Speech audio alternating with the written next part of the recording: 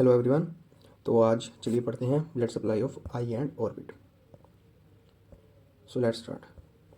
सबसे पहले ये पता करने से पहले कि कौन कौन सी आर्टरी सप्लाई करती हैं डिफरेंट पार्ट्स को आई और ऑर्बिट के, पहले हम ये तो समझ लें कि आई में कौन कौन से पार्ट की ब्लड सप्लाई होती है, क्योंकि काफ़ी ऐसे पार्ट हैं जिनकी ब्लड सप्लाई होती नहीं, वो अवेस्कुलर स्ट्रक्चर्स होते हैं।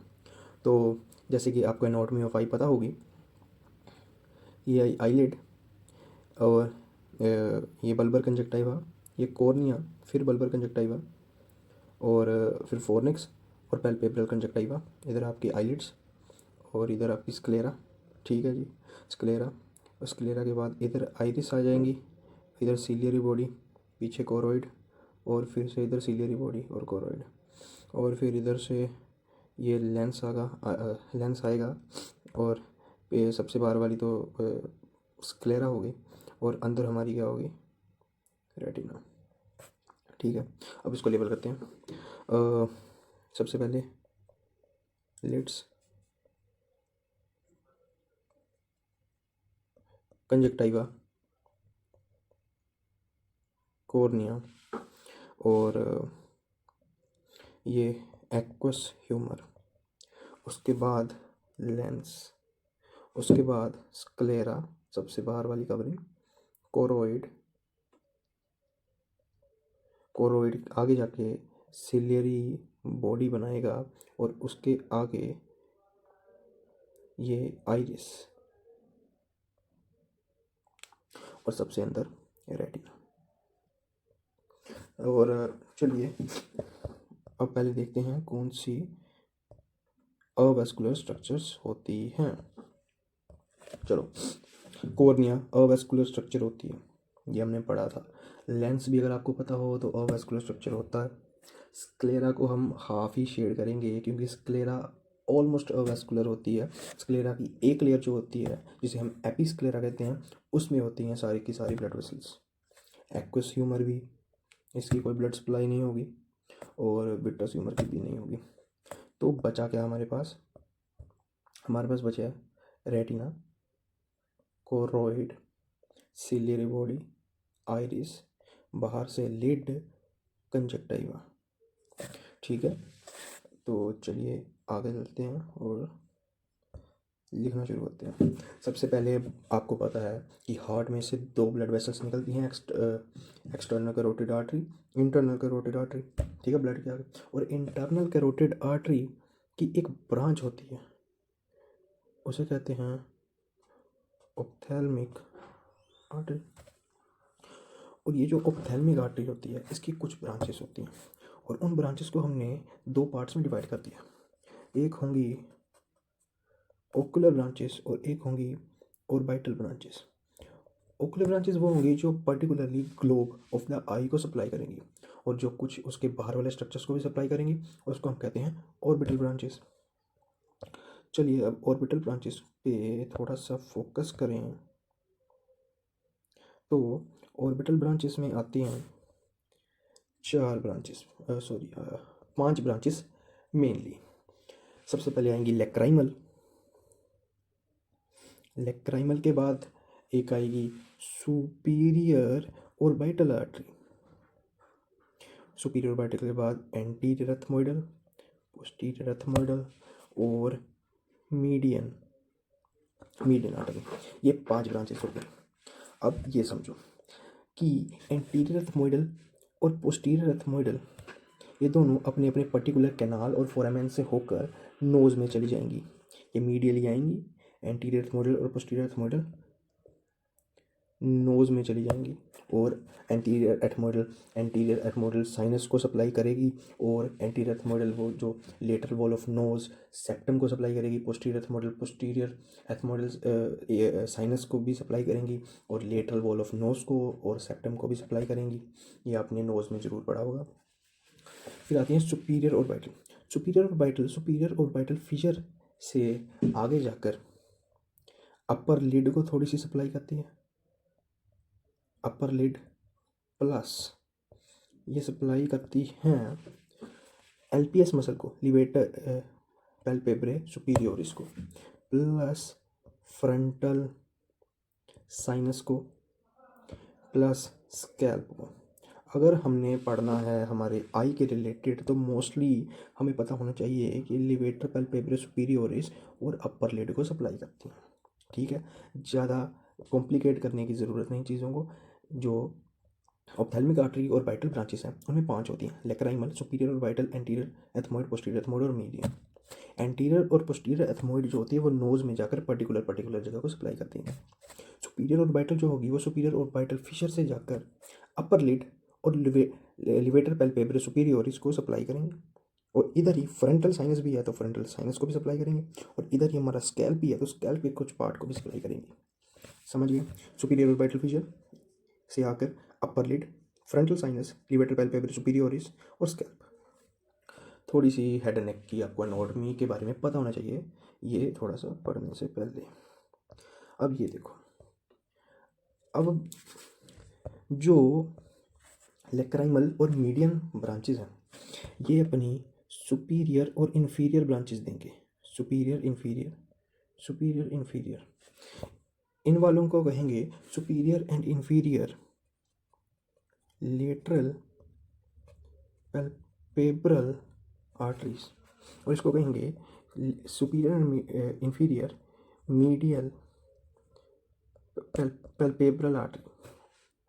और ये दोनों एनास्टमोस करके, सुनते जाओ बात, आगे आके अच्छे से याद कराता हूँ अभी। ये दोनों एनास्टमोस करके पैल्पेब्रल कंजक्टाइवा प्लस फोर्निक्स के कंजक्टाइवा को प्लस लिड्स को सप्लाई करेंगी।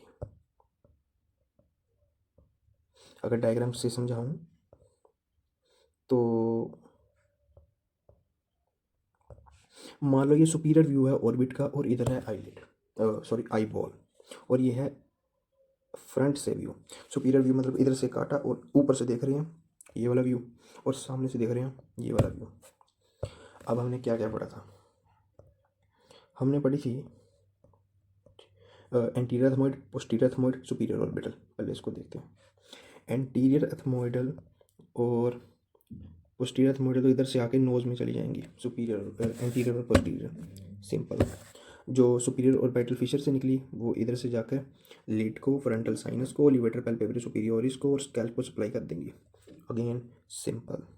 उसके बाद हमारी आती है लेटरल पैल्पेब्रल और मीडियल पैल्पेब्रल आर्टरीज, सुपीरियर और इन्फीरियर, जो लेक्राइमल और मीडियन की ब्रांच है। इसको ध्यान से देखो, अलग कलर कर देते हैं। इधर से लेटरल पैल्पेब्रल आई, सॉरी मीडियल पैल्पेब्रल आई, क्योंकि मीडियल होगा ना, इधर नोज है। ये आई हमारी मीडियन आर्टरी और ये आई हमारी lacrimal artery. Lacrimal artery lacrimal glands को भी सप्लाई करेगी, और अगर इधर नोज है लेक्राइमल आर्टरी लेक्राइमल ग्लैंड्स को भी सप्लाई करेगी, और इधर से सुपीरियर और इन्फीरियर लेटरल पैल्पेब्रल आर्टरीज दे देगी। समझ गए? लेटरल मतलब लेटरली आ रही है, पैल्पेब्रल मतलब लिड्स, सुपीरियर ये वाली, इन्फीरियर ये वाली। सिंपल सी बात है, नाम में सब कुछ रखा है। और जब ये मीडियन आर्टरी आएगी ये सुपीरियर पैल्पेब्रल ब्रांच देगी और एक इन्फीरियर पैल्पेब्रल ब्रांच देगी, मीडियल।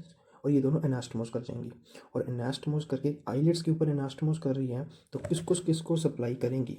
ये लिड्स को, ठीक है, फोर्निक्स को, और जो पैल्पेब्रल कंजक्टाइवा होता है उसको, क्योंकि पैल्पेब्रल कंजक्टाइवा लिड्स के पीछे और ऊपर फोर्निक्स है। ठीक है, ये हमारी ऑर्बिटल ब्रांचेस की सारी ब्लड सप्लाई होगी। एक क्विक समरी देते हैं। Orbital branches lacrimal, superior orbital, anterior ethmoidal, posterior ethmoidal, median. Anterior और पोस्टीरियर एथमोइडल जो है वो नोज में चली जाएंगी और अपने रिस्पेक्टिव चीज़ों को सप्लाई कर देंगी।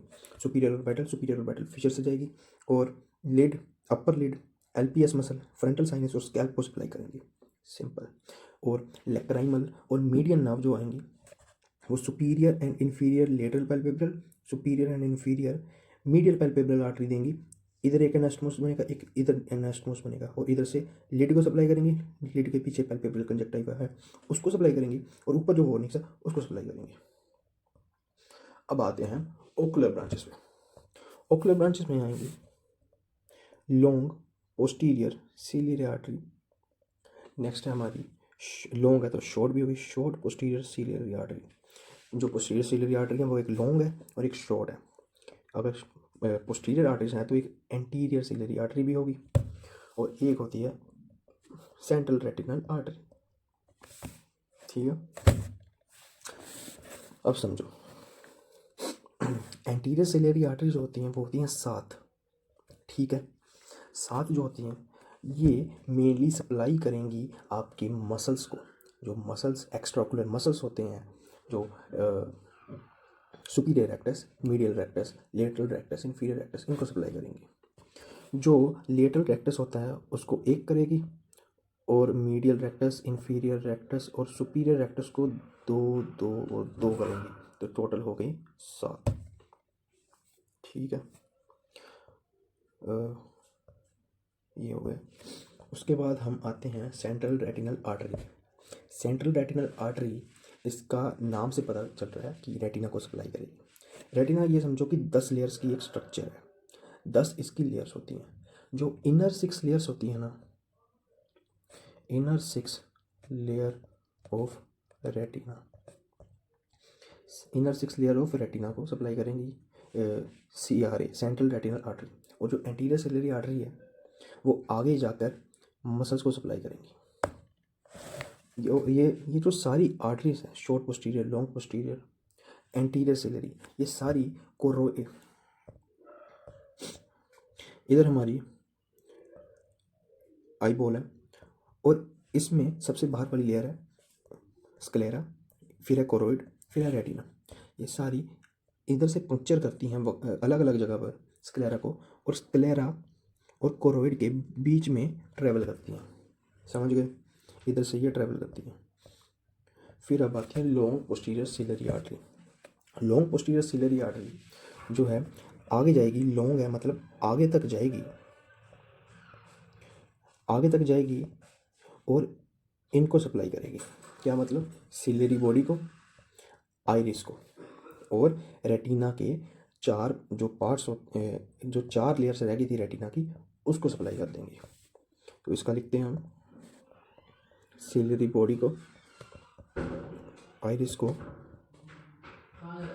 आउटर 4 लेयर्स ऑफ रेटिना को। ठीक है, रेटिना पूरी हो गई 10 की 10 लेयर। ओके, सिलियरी बॉडी हो गई, आइरिस भी हो गई। उसके बाद जो शॉर्ट पोस्टीरियर सिलियरी आर्टरी है ये पीछे तक ही रह जाएगी और हमारी जो ऑप्टिक डिस्क है, ऑप्टिक डिस्क है उसको सप्लाई करेगी, प्लस ये सप्लाई करेगी कोरोइड को। जब रिवीजन समरी करेंगे तो सब कुछ एक कंसोलिडेट हो जाएगा, घबराओ मत। अगर थोड़ी सी कन्फ्यूजन हो रही है तो मैं रिवाइज करा दूंगा पूरा का पूरा कोरोइड को, और इसके साथ ही हमारा पूरा कंप्लीट हो गया। एक चीज़ रह गई जो हमने एपिस्क्लेरा देखना था। एपिस्क्लेरा जो है उसमें एनास्टोमोस बनती है आर्टरीज की, जो पोस्टीरियर, एंटीरियर और पोस्टीरियर सिलियरी आर्टरीज होती है, मतलब ये तीनों, इनकी एनास्टोमोस बनती है जो तीनों एनास्टोमोसिस से सप्लाई करेंगी एपिस्क्लेरा को।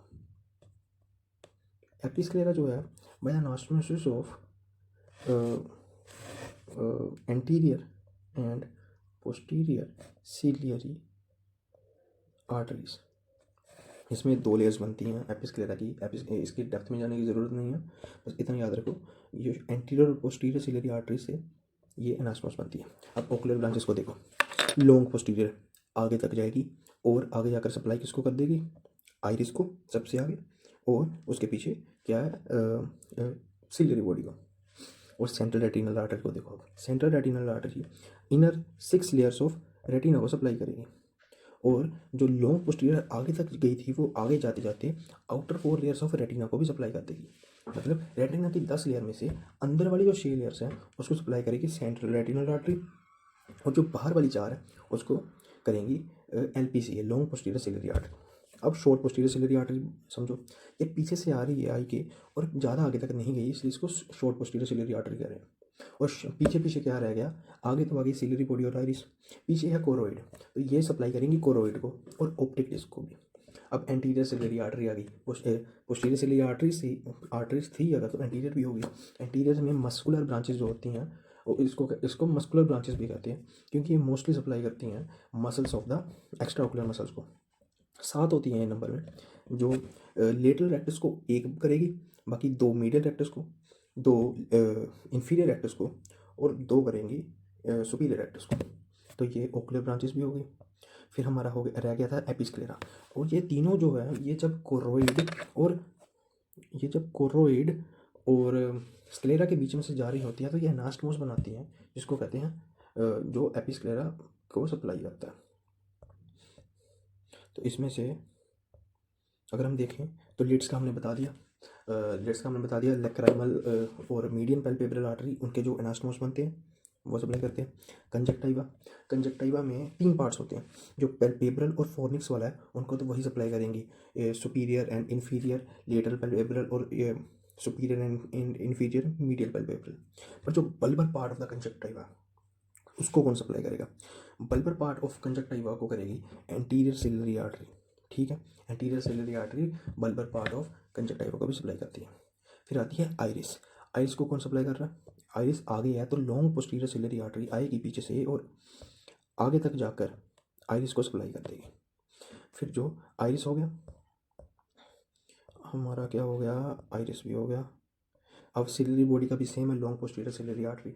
रेटिना की 2 सप्लाई है, एक तो है सेंट्रल रेटिनल आर्टरी, ठीक है, सेंट्रल रेटिनल आर्टरी इनर शेलियर्स सेंट्रल रेटिनल आर्टरी करेगी, ठीक है, और जो आउटर की 4 लेयर है वो लॉन्ग पोस्टीरियर सिलियरी आर्टरी है। ये इतनी ब्रांचेस दे रही है, इसलिए इसको ऐसे निमोनिक याद कर रहे हो। लॉन्ग पोस्टीरियर, इसका नाम ही लॉन्ग है, तो कितनी ब्रांचेस दे रही होगी, आगे तक जाएगी, सिलियरी बॉडी को देगी, आइरिस को देगी, और बीच में रेटिना को भी ब्रांचेस देगी। शॉर्ट पोस्टीरियर सिलियरी आर्टरी जो है वो पीछे तक ही रह जाएगी, ठीक है, इधर पीछे ही रह जाएगी, और पीछे पीछे क्या है, कोरोइड और ऑप्टिक डिस्क को ब्रांच दे देगी। Anterior ciliary artery muscular branches देती है। तो कोरोइड भी हमारा हो गया। तो ये था आपका ब्लड सप्लाई। अगर एक क्लिनिकल एनाटॉमी का क्वेश्चन देखना है तो एक क्वेश्चन आता है कि अगर सेंट्रल रेटिनल आर्टरी, मतलब कि जो आर्टरी ऑफ रेटिना है उसकी ब्लॉकेज हो गई, अगर उसकी ब्लॉकेज हो गई तो पूरी रेटिना में सप्लाई ख़त्म हो जाएगी। पर कुछ लोग जो होते हैं उनमें म्यूटेशन के कारण एक अलग आर्टरी बनी होती है, जिसको कहते हैं सीलियो रेटिनल आर्टरी। ये जो सीलियो रेटिनल आर्टरी होती है ये मैक्यूला पार्ट को सप्लाई करती है, सब में नहीं होती, कुछ परसेंटेज ऑफ ह्यूमन पॉपुलेशन में ये पाई जाती है, जिससे कुछ पार्ट ऑफ द रेटिना बच जाता है अगर ब्लॉकेज भी हो गई major supply of the retina में। और अगर हम पढ़ना चाहें डायग्राम से तो चलिए देखते हैं। सेंट्रल रेटिनल आर्टरी ये रही, सेंट्रल रेटिनल आर्टरी। सबसे पहले हम देखते हैं मस्कुलर ब्रांचेस यही होती हैं। एंटीरियर सिलियरी आर्टरी हमने पढ़ा, एंटीरियर और पोस्टीरियर एथमोइडल आर्टरी देखो ये इधर जा रही है नोज की तरफ, ठीक है। उसके बाद अगर हम ये देखो एनास्टोमोस बन रहा है, ये सुपीरियर, ये इन्फीरियर, ये सुपीरियर, ये इन्फीरियर, और ये एनास्टोमोस बना रहे हैं इधर लिड के ऊपर। और ये लेक्राइमल ग्लैंड जो है, इसको लेक्राइमल आर्टरी वो सप्लाई करती हुई आगे जाकर ये एनास्टोमोस बनाती है। तो ये थी आपकी blood supply of the I. Hope कि आपको समझ आ गई होगी। तो ये मोटा मोटा फ्लो चार्ट है, जिससे पूरा मैंने कंसोलिडेट किया कि पूरी आई और ऑर्बिट की जो ब्लड सप्लाई है वो कहाँ कहाँ से आती है, और मेजर जो आर्टरी ऑफ आई ऑर्बिट है वो है इंटरनल कैरोटिड आर्टरी। इससे ही पूरी की पूरी ब्लड सप्लाई आती है। So thank you.